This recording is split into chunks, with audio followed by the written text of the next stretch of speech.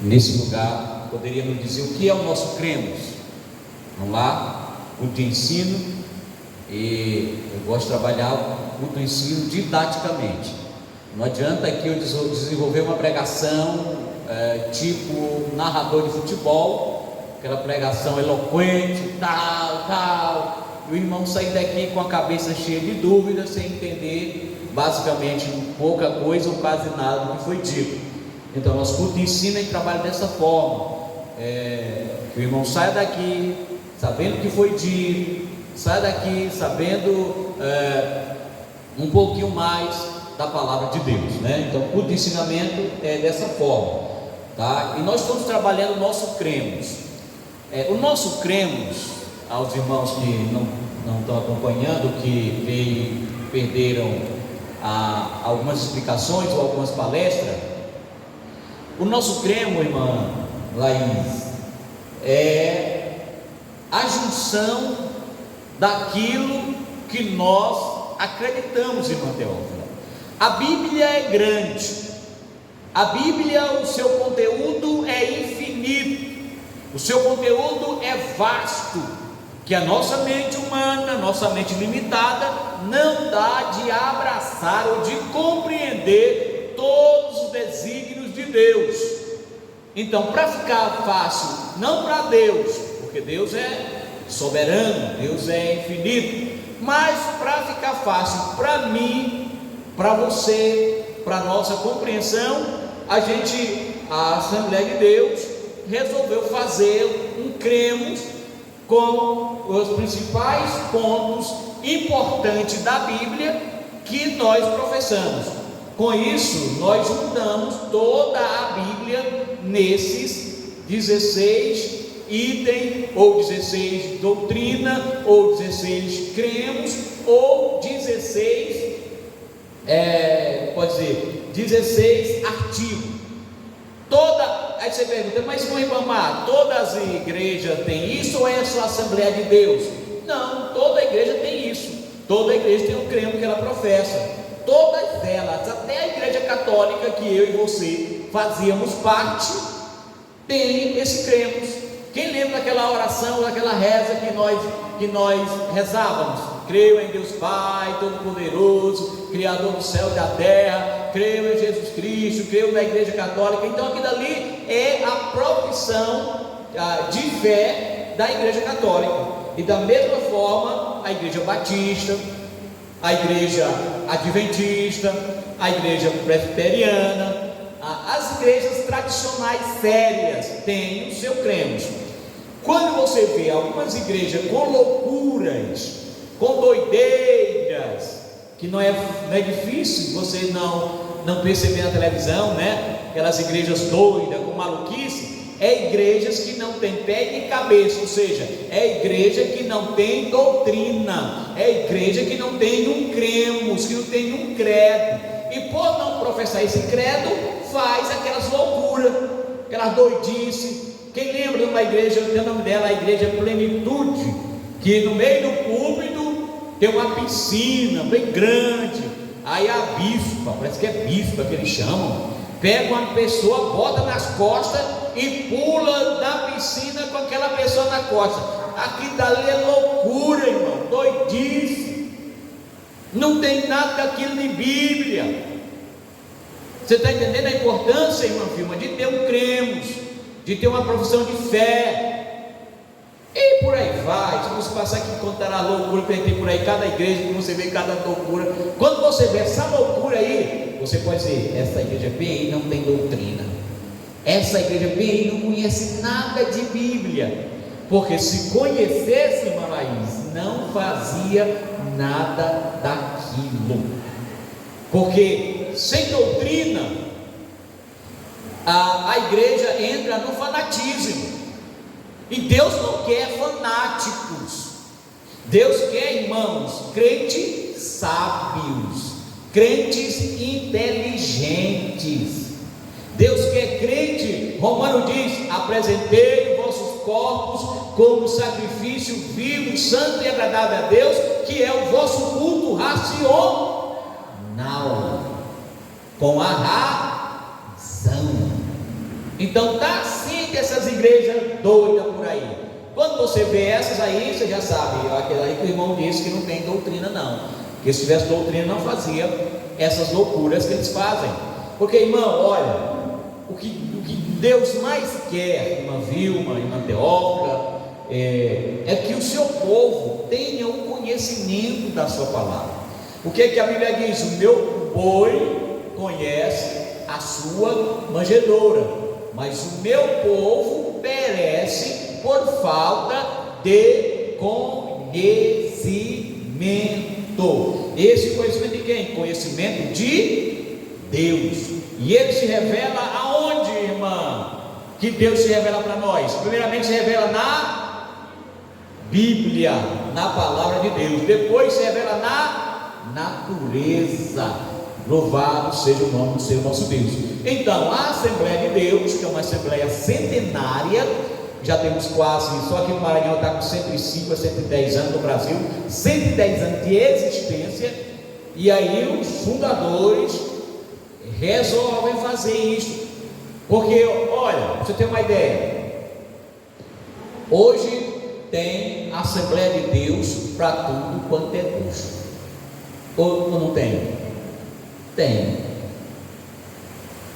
Aí você pergunta, mas por que, irmão Ribamar, que tem esse bando de igreja com a Assembleia de Deus? É a Assembleia de Deus não sei de quê, é a Assembleia de Deus não sei de quê, é a Assembleia de Deus Novo Tempo, é a Assembleia de Deus Fogo Vivo, é a Assembleia de Deus, é tanta Assembleia que você não tem nem ideia. Primeira razão, orgulho humano, vaidade humana, primeira. E segunda razão, discordância doutrinária. O cara está aqui na igreja, ele faz parte da Assembleia de Deus, nós temos o nosso cremos, que nós acreditamos, aí ele não acredita naquilo que nós acreditamos. Aí que é a ideia dele? Não, vou fundar uma igreja para mim baseada nisso aqui que eu acredito. Aí vai lá, vaidade humana, quer ser o bambambam, quer ser pastor, quer ser isso, quer ser aquilo. Aí funda a igreja, aí bota o nome, a Assembleia de Deus, que discordou da doutrina da Assembleia de Deus da Oásis. E por aí vai, aí tem essas loucuras que nós vemos aí. Mas nós louvamos a Deus que a Assembleia de Deus missionária, que é a que nós fazemos parte, há mais de 100 anos estamos coesos, estamos unidos com a mesma doutrina, tá certo? Com o mesmo ponto de fé. Eu sempre dizia, irmão, um dia eu fosse crente, eu ia ser crente da Assembleia de Deus. Hein?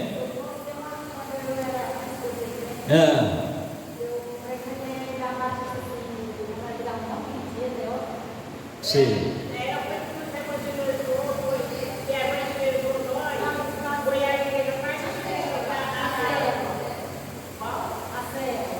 As células. Pois eu também sempre disse, por que isso, irmão Ribamar? Porque eu nasci, eu me criei no interior, vivi minha vida toda no interior, e a única igreja que tem no interior é a Assembleia de Deus. Tá certo? Eu via os irmãos faziam culto de rua, eu via ali, não via outra igreja. Vai, por exemplo, vai bem aqui no Podarco, vai ver se vê lá uma igreja mundial, universal, sei lá o que, das quantas. Não tem, mas tem uma Assembleia de Deus. Por que, irmão Ribamar, isso? Porque nós estamos coesos com a nossa doutrina, porque a nossa doutrina, irmã Laís, irmã Teófila e demais irmãos, a nossa doutrina é fazer de tudo para levar o pecador ao céu. Essa é a doutrina chave da Assembleia de Deus, fazer de tudo para levar o pecador ao céu, né? Você pode observar muito bem que nesses interiores, aqui, no interior que eu fui agora na Cochadinha, não tem outras igrejas, mas tem uma Assembleia de Deus lá. Sabe por quê? Porque ela está preocupada com a alma do pecador, está preocupada com o ídolo do Senhor Jesus, salvação de almas. Louvado seja o nome do Senhor nosso Deus. Sim, senhora.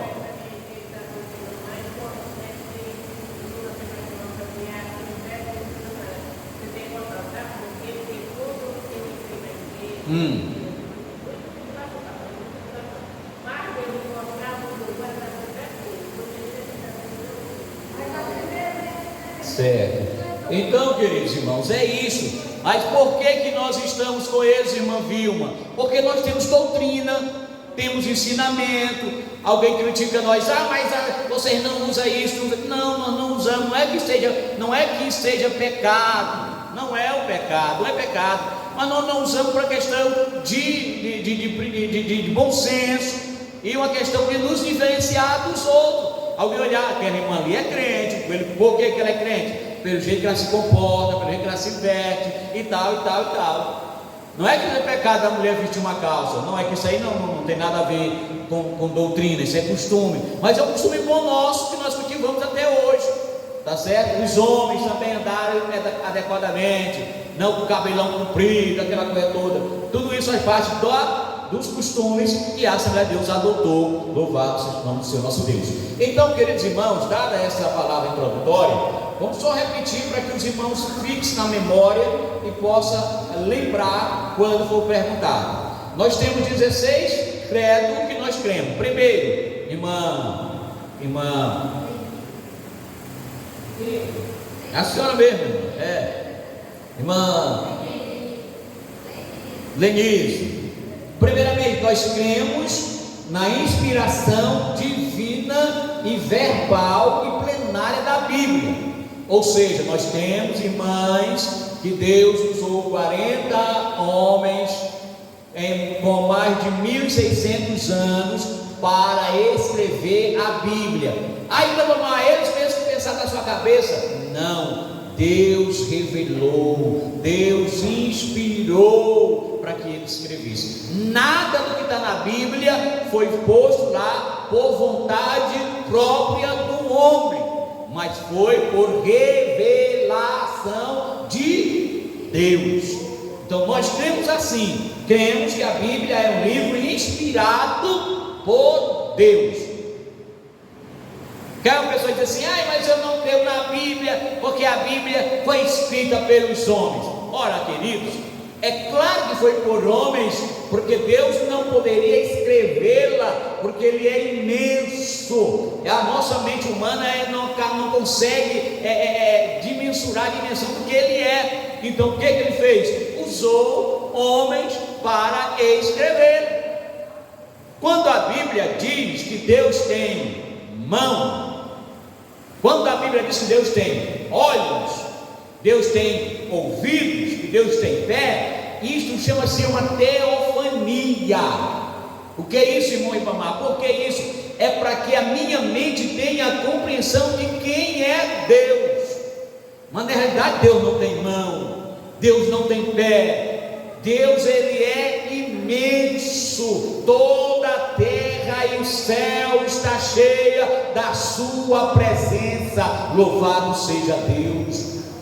E para que a mente humana tenha essa compreensão, é que a Bíblia é inspirada por Deus, próprio Deus instruindo os seus apóstolos, os seus profetas, escreveu lá: eis que os olhos do Senhor estão sobre a face da terra, para que a gente tenha um entendimento de quem é, que a nossa mente, que é limitada, possa ter essa compreensão desse Deus maravilhoso e bondoso. Então, irmã, também, segundo cremos, irmã Vilma, nós somos monoteístas. Ou seja, nós cremos em um único Deus. Nós não somos politeístas. Nós não cremos em vários deuses. Nós cremos em um único só Deus, Criador do céu e da terra. Nós cremos no Senhor Jesus Cristo como Filho unigênito de Deus, plenamente Deus e plenamente homem. Porque muitos aí, irmão, muitas religiões negam isso, diz que Jesus não é filho de Deus e que Jesus também não é Deus. Mas a Bíblia não diz isso. A Bíblia diz que ele é o unigênito Filho de Deus. Louvado seja Deus.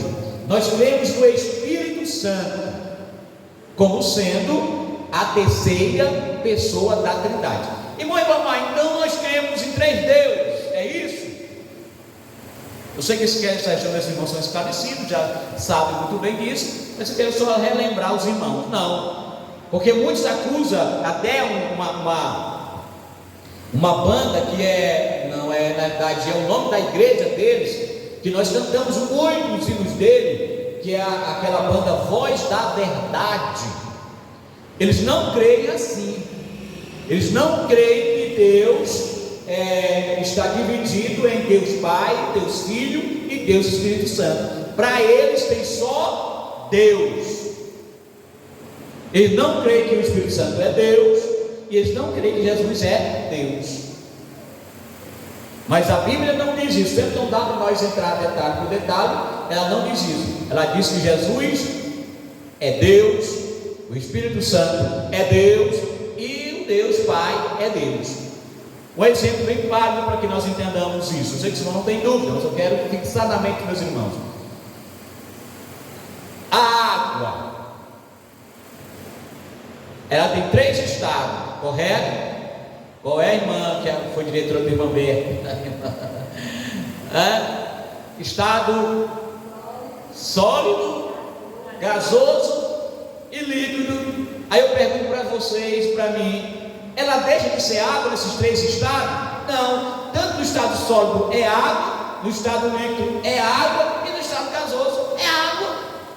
Não deixa de ser água, não deixa de ser H2O, dona Ana Paula. Então, da mesma forma, dona Isabelle, é Deus Pai, Deus Filho, Deus Espírito Santo.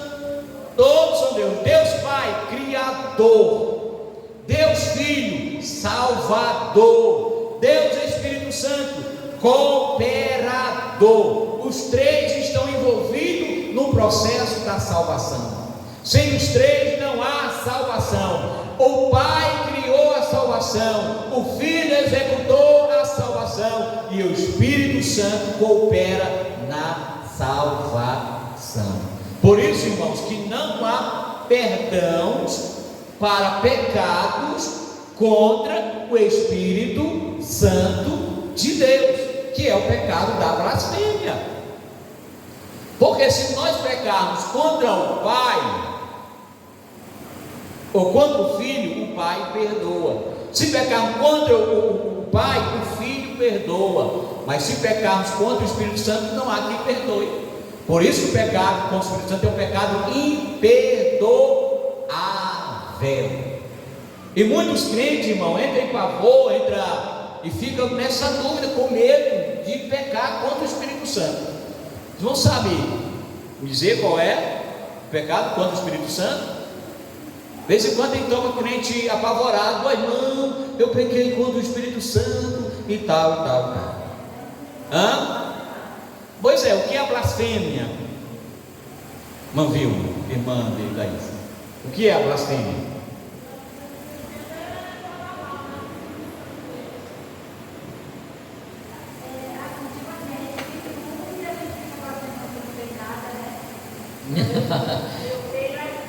Vou explicar para os irmãos. Aí, a irmã Laís, é murmurar contra Deus.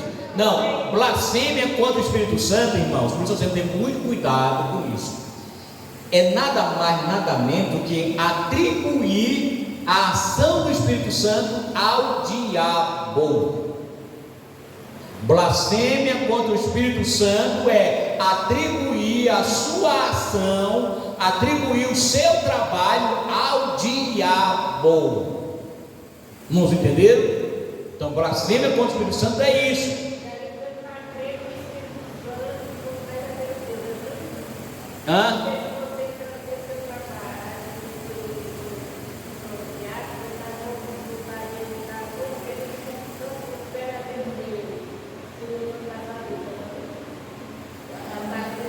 É mais ou menos por aí, irmã Teófilo.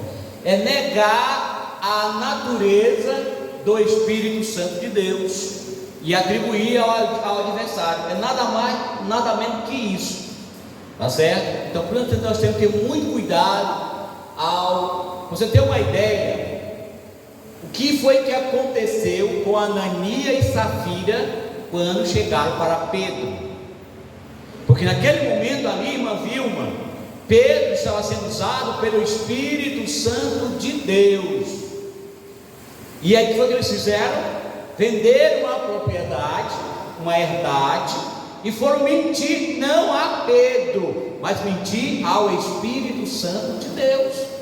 Disseram que tinha vendido por R$1.000, quando eles tinham vendido por R$10.000.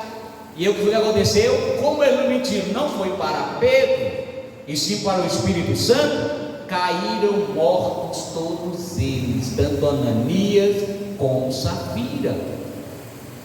E hoje, irmão, isso não acontece, é bem verdade, não acontece a morte física, mas acontece a morte espiritual, que é muito pior do que a morte física. E é por isso que nós devemos ter esse cuidado. Exatamente, não me traz ao Espírito Santo de Deus, tá bom? Então blasfêmia, irmã, é isso, é atribuir a ação do Espírito Santo ao inimigo, ao adversário das nossas almas. Então nós cremos,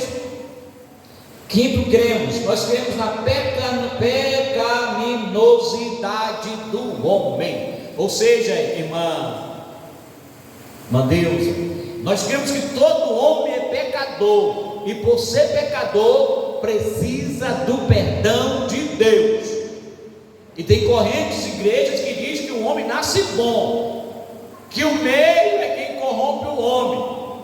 Vocês estão entendendo?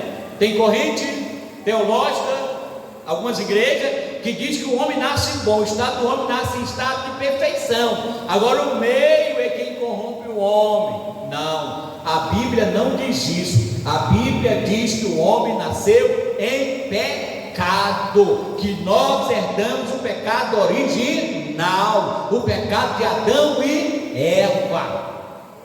Quando nós nascemos, queridos irmãos, nós nascemos na lei da inocência. É por isso que tem até um menino que diz assim, quando a gente vai evangelizar, vocês já ouviram, quem é evangelizador já ouviu dizer: não, irmão, na lei que eu nasci, nessa lei eu vou morrer. Pois não, miserável, tu vai para o inferno. Aceita Jesus como Salvador para a tua felicidade. Porque quando nós nascemos, irmã Laís, nós nascemos na lei da inocência, né? Aí tem um menino que diz: oi? Não, senhora, não tem nada, a gente tem nada a ver, não, irmão Deus, não tem nada a ver, não tem nada a ver, não, porque nós nascemos na lei da inocência. Uma criança, ela é inocente. Se uma criança, por exemplo, morrer, ela vai para o céu sem nenhum problema. Por quê? Porque ela não conheceu o pecado. Mas quando ela vai crescendo, minha diga aí, irmã Laís, só que foi pedagoga. A primeira infância e a segunda infância, até os seus 7, 6, 5 anos mais ou menos, é quando ela vai saindo da lei da inocência e que ela vai abrir os olhos para o mundo. Você entendeu? Que ela vai abrir os olhos para o pecado. Então ela já saiu, a partir daquele momento, irmã Deusa, ela já saiu da lei da inocência. Não tem nada aí com a questão do leite que ela colocou. É nesse momento que ela abre os olhos para o mundo. Por exemplo, eu me entendi por gente, não sei se os irmãos, cada um aqui lembra quando você se entendeu por gente, mas eu me entendi por gente aos 5 anos de idade. Foi com 5 anos de idade que eu fui abrir os meus olhos para o mundo, e eu tenho a minha recordação, eu me entendi e por gente ali naquela ponte do trem, ali perto de Santa Inês, numa roça, em cima do paiol de arroz, comendo arroz branco com quiabo. Me lembro como se fosse hoje, comendo arroz branco com quiabo e vendo as quiabinhas assim do corvo, que era inverno, né? E na roça aí tem aqueles corvos que correm pelo meio da roça. Então eu me entendi por gente ali. Então a partir daquele momento que eu fui crescendo, me desenvolvendo, eu fui saindo da lei da inocência, e aí fiquei muito diferente da lei que eu nasci. Como até o diz, você nasceu, cresceu, se corrompeu, está muito diferente da lei que você nasceu, que foi a lei da inocência. Meus irmãos entenderam? Amém? Então é isso aí, a lei da inocência é quando a criança chega aos seus 5, 6 anos, que ela já sabe, para ser mais claro, quando a criança discerne do certo e do errado, bem aí ela já passa a ter a noção do pecado. Então ela já herda o pecado original, e além desse pecado original, ela passa a ter também agora os pecados dela. É por isso que não ouviram aqui o pastor falando, o pastor Geórgio falando ontem, que não, filho de crente não é crentinho. Tem muita gente que concorda com isso. Não, irmão, filho de crente não é crentinho, não. O filho de crente, se nasceu no evangelho, eu sou que nem o pastor Boaventura, concordo com ele até agora. Se ele nasceu no evangelho aos seus 12 anos de idade, ou menos disso, 12, 7, 8, ele tem que confessar a Jesus como Salvador da sua alma. Sabe por quê, irmã, que ele tem que fazer isso? Porque ele tem que fazer a confissão de fé dele. Até então ele está sobre a confissão de fé dos pais dele. Por que tem você sabe muito bem que tem muitos filhos que crentes se desviam, até filho de pastor que se desvia. Por quê? Porque não quer ser crente. Como ele nasceu na igreja, ele vinha para a igreja porque o pai trazia, porque a mãe trazia, mas ele não queria ser crente, nunca aceitou Jesus. É por isso que ele tem que tomar, ele ou ela tem que tomar a decisão própria dela de aceitar Jesus. Não é bom contar exemplo seu, mas deixa eu contar exemplo da minha bebê, da minha Isabelinha. Nasceu na igreja, a mãe dela, quase que a mãe dela nascia dentro da igreja, por pouco não nasceu dentro da igreja. A mãe dela cantou no culto de ceia na noite, e na mesma noite, não, no outro dia, né? Foi por volta de 3 horas, né?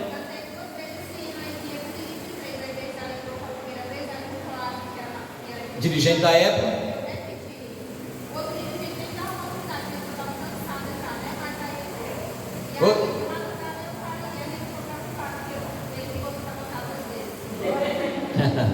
Então, irmãos, então ela nasceu praticamente dentro da igreja, de lá para cá, mas nós direto, nós vamos para a igreja, ela nunca ficou em casa, mesmo agora que ela está grandinha, ela fica em casa quando ela está se sentindo bem, não tá, já está mocinha, tem os seus tempos, seus períodos, então não se sente bem, ela fica, mas desde pequenininha, mas nós direto, nunca ficou em casa para a gente ir para a igreja, porque é outro lugar. Mas ela, aos 8 anos de idade, não foi isso? Ela teve um sonho, e nesse sonho ela acordou, ela queria aceitar Jesus como Salvador, porque então agora ela já está sobre a decisão dela. Ela confessou, ela disse: eu quero ser crente, eu quero aceitar Jesus como meu Senhor e como meu Salvador. Certo. Então, irmão, é isso. Nossos filhos, eles têm que ter essas decisões dele. Embora, irmão, mas eu criei meu filho dentro da igreja. Sim, ele veio para a igreja, mas você já perguntou para ele se ele quer ser crente? Se ele quer aceitar Jesus? Não, ainda não. Então, meu irmão, tem que confessar. Então nós cremos nisso, na pecaminosidade do homem. Aí vocês cremos, irmã Vilma, irmã Laís, nós cremos na necessidade absoluta do novo nascimento, que se parece um pouco com a pecaminosidade. O homem agora é um pecador, então o homem agora precisa nascer de novo, uma nova criatura. Nós cremos no perdão dos pecados, né? Nós cremos no perdão do pecado. Não há pecado que Jesus não perdoe. Diz Paulo: onde abundou o pecado, superabundou a graça, salvo o pecado contra o Espírito Santo de Deus. Aí o oitavo, cremos, irmão, cremos na igreja, que é o corpo de Cristo. Eu, você, somos igreja. Cremos no batismo bíblico efetuado por imersão em águas. É por isso você que é crente hoje, que era católico, foi batizado com aquela aguinha na cabeça, aquela cuinha. Não, senhor, não é bíblico, não é válido. O batismo bíblico, irmão, está na Bíblia isso aí. Jesus foi batizado por quem? João Batista. Não foi Jesus, João Batista batizou Jesus? Pegou uma bacinha d'água, irmã. Jesus, vem aqui, Jesus. Chamou ela para a cabecinha aqui. Foi? Não, foi mergulhado. Porque o mergulho tem uma simbologia. No ato do meu batismo, irmão, eu estou morrendo para o mundo, estou ressuscitando para Deus. Porque quando você está debaixo de água, você está imerso. Você está fora do mundo, está imerso. E quando você levanta da água, a simbologia com Cristo, da sua morte e da sua ressurreição. Então você ressurge. Então pelo batismo tem essa simbologia. Não é, irmãos? Então muita gente também confunde, viu, dona Ana Paula? Isso aí, que o batismo é perdão de pecados. Batismo não é perdão de pecados. Batismo é você dando uma prova para o mundo que você morreu para Ele e que agora você vive para Deus.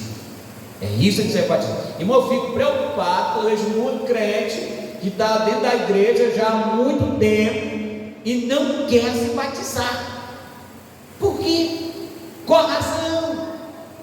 Porque não se batizar? Já desceu as águas batismais, né, irmã? Pois é, irmão. É uma ordenança bíblica. Quem crê e for batizado. Foi Paulo que disse, irmã Deus? Hein, irmã Deus? Foi Paulo que disse isso?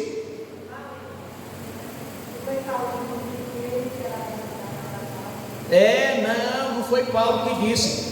Foi o próprio Jesus. Ide por todo mundo, pregai o meu evangelho a toda criatura. Quem crê e for batizado será salvo. Então o batismo, irmãs, está intrínseco à salvação, é inseparável. Louvado seja Deus. Então, por que nós não batizamos crianças, irmã Vilma?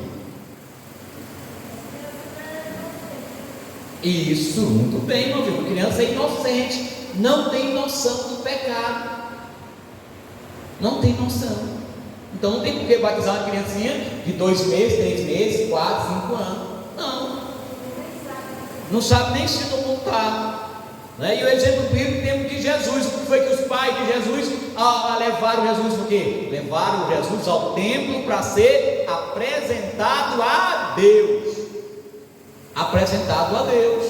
E é assim que as nossas crianças têm que ser também apresentadas. E só batizada depois de grande, que tem o conhecimento do pecado, de aceitar a Jesus como Salvador, aí sim ser batizado nas águas. Louvado seja Deus. Continuemos, queridos irmãos, concluo já que a hora já foi. Eu estou fazendo essa recapitulação porque algumas irmãs não estavam presentes quando nós comentamos aqui versículo por versículo.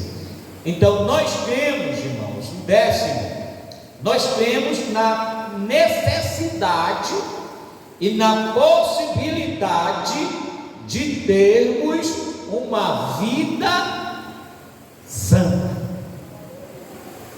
E agora, irmão? E agora, irmã Vilma? E agora, irmã Denise é a outra. Porque, irmão, aqui está um problema sério de nós os cristãos. Aqui está um problema sério, sabe por quê? Porque alguém diz assim: irmão, mas eu não sou santo mesmo, né? É bem verdade. A salvação, ela tem 2 processos. Eu termino aqui, já vai dar as 9 horas, eu termino. Ela tem 2 processos, a santificação. Um processo imediato e um processo progressivo. Ou seja, irmã Teófila, quando eu aceito Jesus como Salvador, automaticamente Jesus perdoa os meus pecados e eu me passo pelo processo da santificação. Agora só tem um segundo processo que ela é progressiva. Eu santifiquei, fiquei santo, mas eu preciso progredir, eu preciso crescer nesse processo de santificação. Porque Jesus, quando perdoou os nossos pecados, nos fez pessoas puras, livres de pecado, como dizendo: livres de pecado, vós quereis ficar, olhai para o Cordeiro de Deus, ele morto foi na cruz para vos salvar, olhai para o Cordeiro de Deus, olhai para o Cordeiro de Deus, olhai para o Cordeiro de Deus, porque só ele nos pode salvar, olhai para o Cordeiro de Deus. Então, quando isso acontece, quando nós aceitamos a Jesus como Salvador, o Cordeiro de Deus nos torna, irmã Vilma, santa. Louvado seja Deus. E agora implica dizer que nós, irmã, agora ele nos tornou santo, e nós precisamos crescer nesse processo. Agora, o crescer é comigo, sabe? O crescer na santificação é com você. Louvado seja o nome do Senhor nosso Deus. E eu concluo aqui nesta 10ª doutrina nossa da Assembleia de Deus, que está na Bíblia, na necessidade. Veja só, é a necessidade e na possibilidade de termos uma vida santa, irrepreensível, por obra do Espírito Santo, que nos capacita a viver como fiéis testemunhas de Jesus Cristo aqui na terra. Não é por sua capacidade, não é por minha capacidade, mas é pelo Espírito Santo de Deus que nos capacita. Amém? Com sua cabeça, em nome de Jesus Cristo, deixa eu dirigir a Deus uma palavra de oração nesta noite, por minha vida e por sua vida também. Pai querido e eterno Jesus, nesta noite, Senhor da glória, recapitulamos o nosso cremos, aquilo que nós acreditamos como regra de fé, que devemos praticar, e nesse último cremos aqui, o 10º cremos, Senhor, na necessidade de termos uma vida santa.